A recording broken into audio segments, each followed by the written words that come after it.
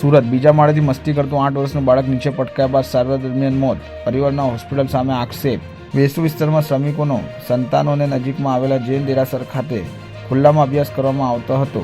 અભ્યાસ બાદ બાળકો મસ્તી કરતા બાળકનો પગ સ્લીપ થયો અને બીજા માળેથી નીચે પટકાયો હતો. 108માં બાળકને સિવિલ હોસ્પિટલ ખસેડાયો હતો. શુક્રવારે સર્જાયેલી ઘટના બાદ સોમવારે રાત્રે બાળકનું મોત નીપજ્યું હતું. બાળકના પરિવારજનોએ સિવિલ હોસ્પિટલ દ્વારા બેદરકારી દાખવવામાં આવી હોવાનો ગંભીર આક્ષેપ કર્યા હતા. બાળકના સ્વજને કહ્યું કે રાત્રિ દરમિયાન અમને ખાનગી હોસ્પિટલમાં મોકલવામાં આવ્યા હતા, જ્યાંથી પરત આવ્યા તો મશીન પણ બંધ હાલતમાં હતું. બાળકના શ્વાસ અટકી ગયા હતા. અમારા બાળકની યોગ્ય રીતે સારવાર ન થઈ હોવાથી તેનું મોત થયું છે, જેથી અમારી માંગ છે કે જવાબદાર સામે કડકમાં કડક પગલાં લઈને અમને યોગ્ય રીતે न्याय આપવામાં આવે.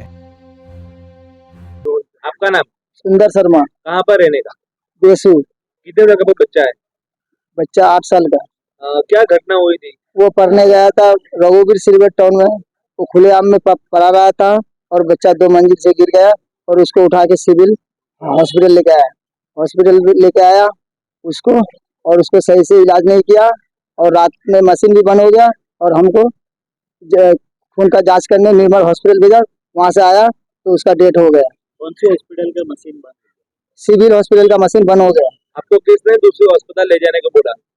उसका डॉक्टर साहब ने।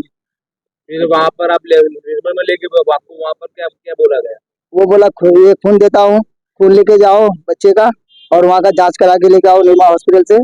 जब से मैंने निर्मल हॉस्पिटल से आया तो बच्चा ने डेथ कर दिया और मशीन भी बंद हो गया था उसका। बच्चे का नाम क्या था? बंटी शर्मा 8 साल।